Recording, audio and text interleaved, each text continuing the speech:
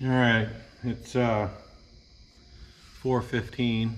I all set up. I got my light and my tools all sorted out, hopefully, and I'm gonna start pulling off this steering rack here. Got these two bolts here, and gotta get these nuts off on the steering here. And I'm gonna pull that off, and I think I'm gonna jack up the car and get the tires off and probably do the springs. And I'm just gonna do whatever comes to mind, I guess. Don't really have a plan.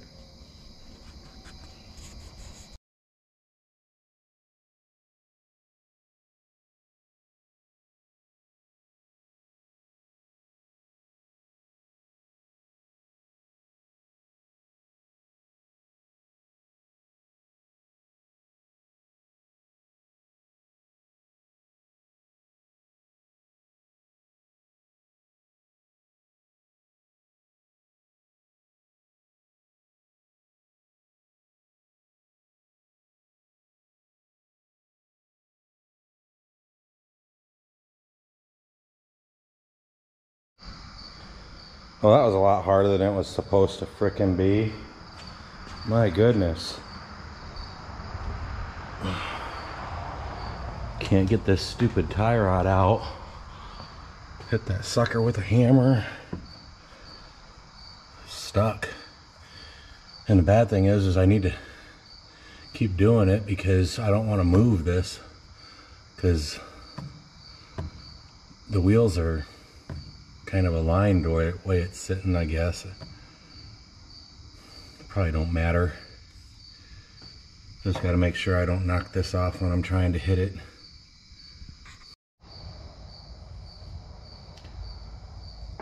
Well, I finally got it.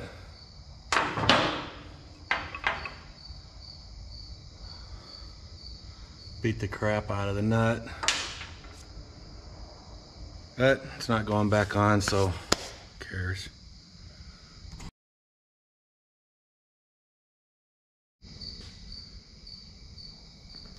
Okay, I have to get these bushings out.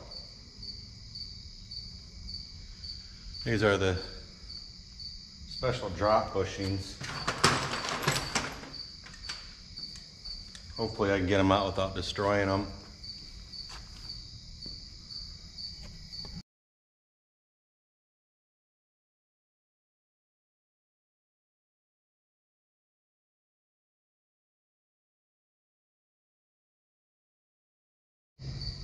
Boy, if you remember when I put this other steering rack, this old steering rack in, these things were a huge pain in the butt to get in. That was like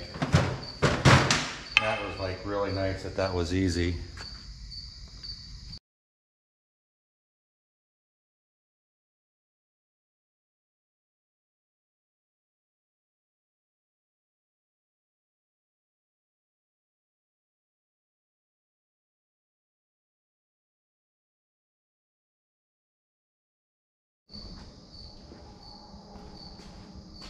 All right, these, where'd it go? These are absolute garbage. I tried to spin them on and they got stuck about halfway through. I'm not gonna use that crap. I'll wind up getting these froze on there and have to buy a whole new damn rack because of these cheap bastard mother effers. No way. I'll put the old ones back on. They spin all the way on without even catching. I put the stock bushings back in, and in case I deleted the other clip, or delete the other clip, these work a lot better than the ones that it came with. These bushings here didn't fit the K-member which is stock size. So I don't know if these were so they could sell it for something else too. I don't know. But I didn't need the bushings that it came with, and I didn't need these that it came with, so that was all a waste of money.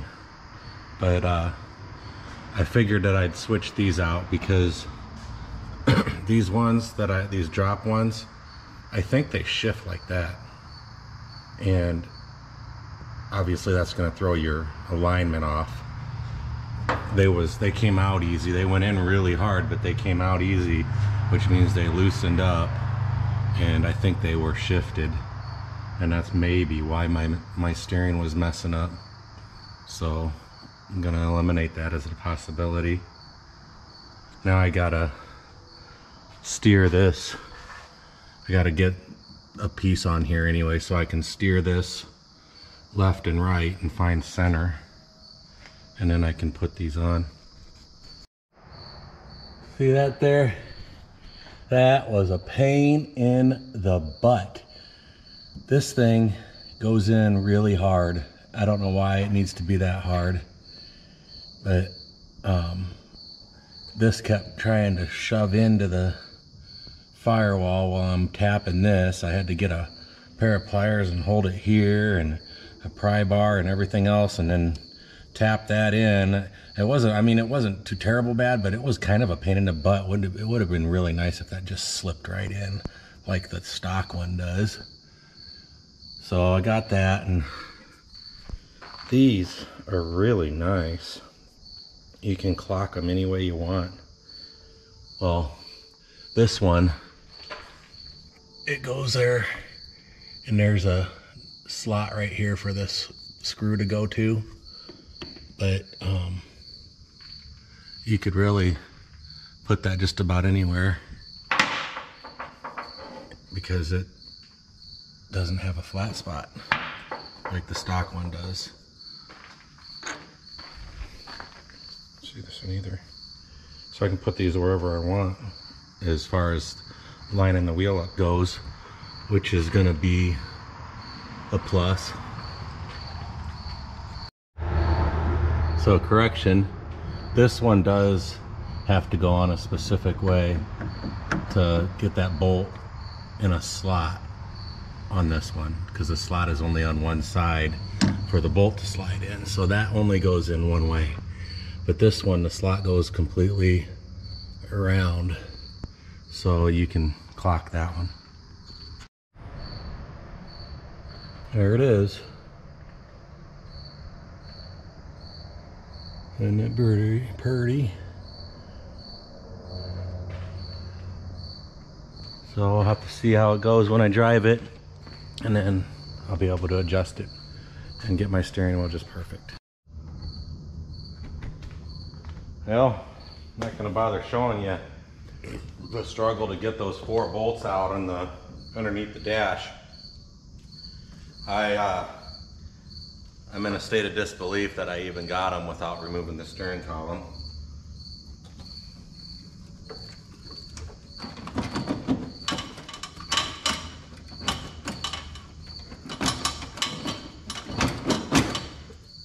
Well,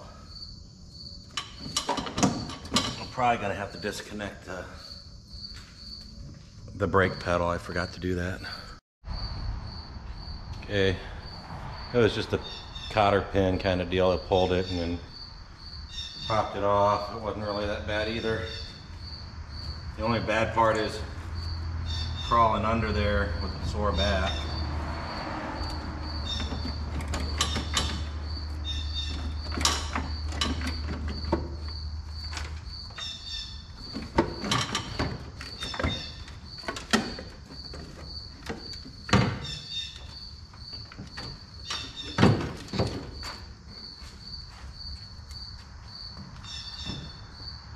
There it is. I don't know if you saw any of that. Right.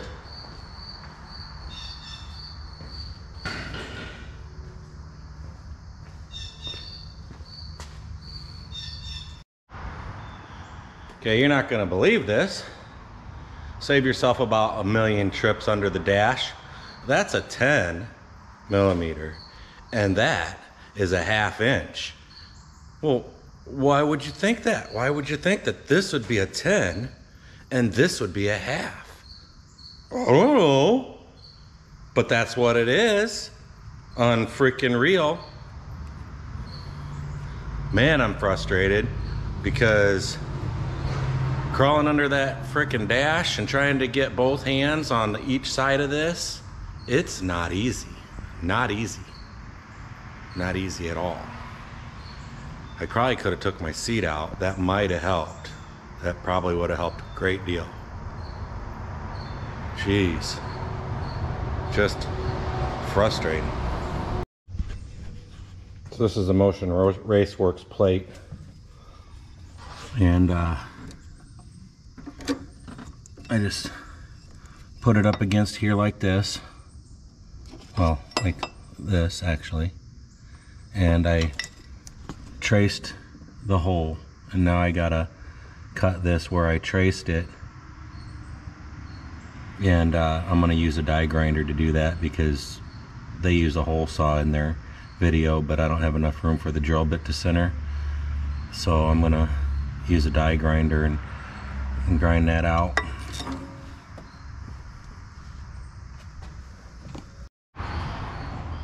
Okay,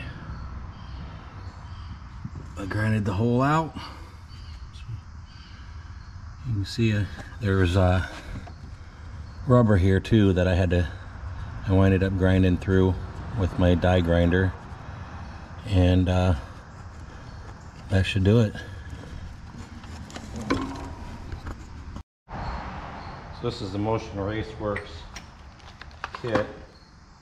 Comes with this plate and these screws. Doesn't come with instructions, which I find kind of annoying, but I was thinking that this probably screws in here to make studs, but the threads are not. Oh, there we go.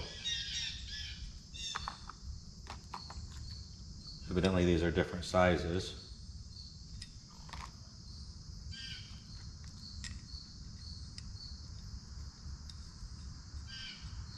Okay.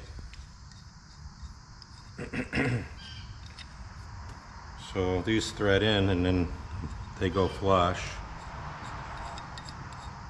to the back side here.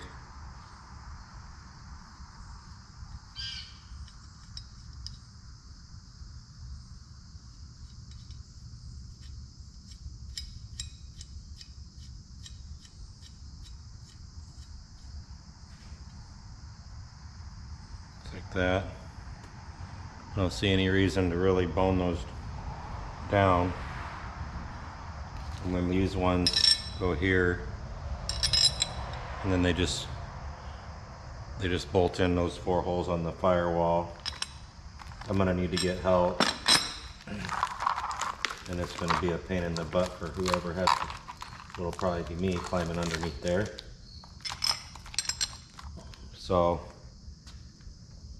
I gotta put this on and test fit it and find the spot where I want to drill the hole on the brake pedal. So I gotta put this on, put the master cylinder in, and put that rod in and see where it's gonna be straight with the pedal, and then drill it.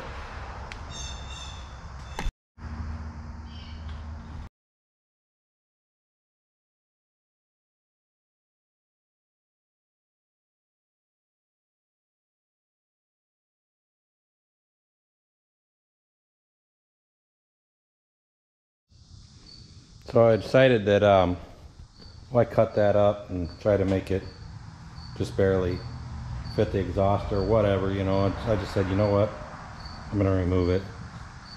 It'll match the other side now. It's actually a pretty solid car. And then while I was at it, I beat this up a little bit more, and because I mean the paint's messed up anyways.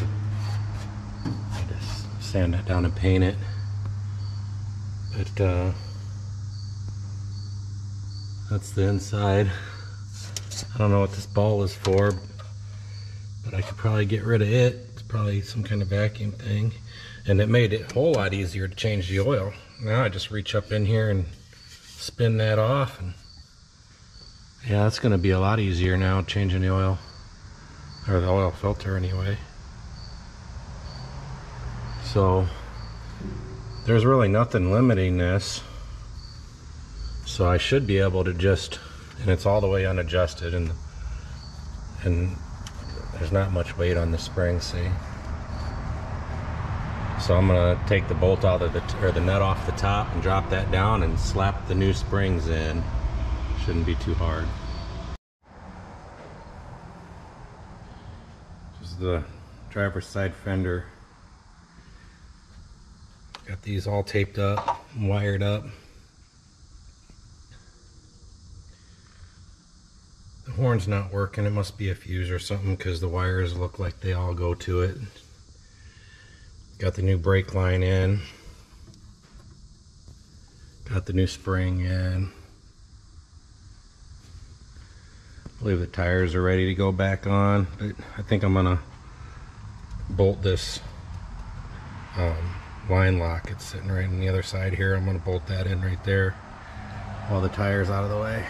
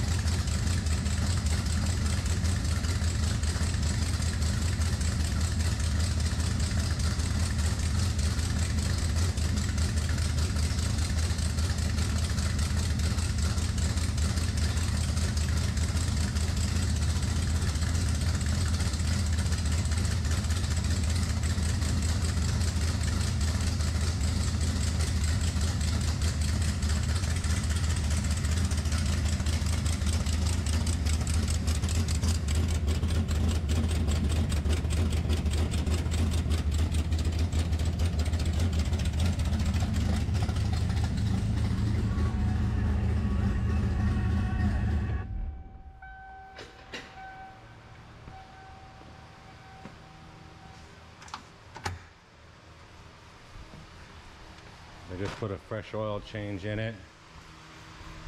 I think I'm going to take that wrap off on both sides. I don't think it's necessary.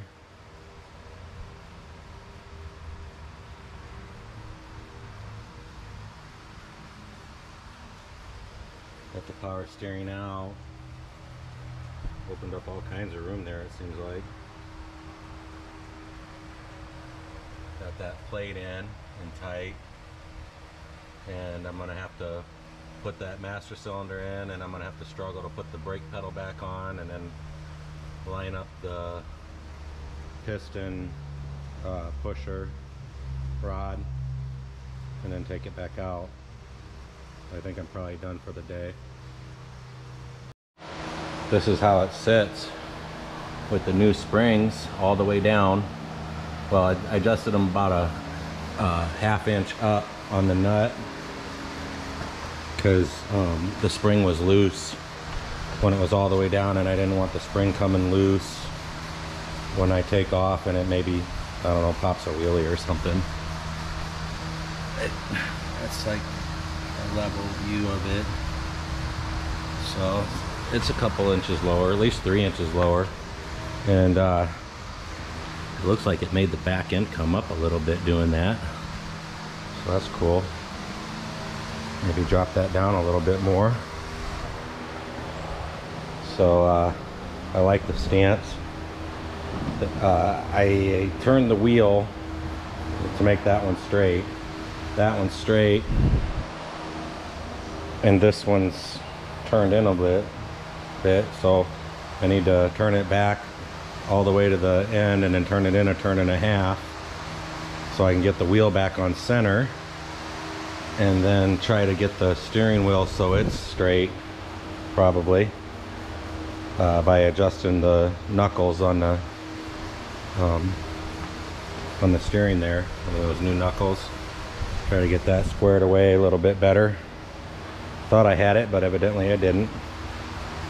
So that'll be one of the next things I do besides finishing the brakes. That's where the line lock's going to be. It's nice and out of the way, bolted down. The lines aren't, you know, perfect or whatever. It'll work. So that's what I got done today. Got the steering rack in. Got the springs on. And got that plate mounted. And I got oil in it. Fresh oil change. Got the fender wells removed too.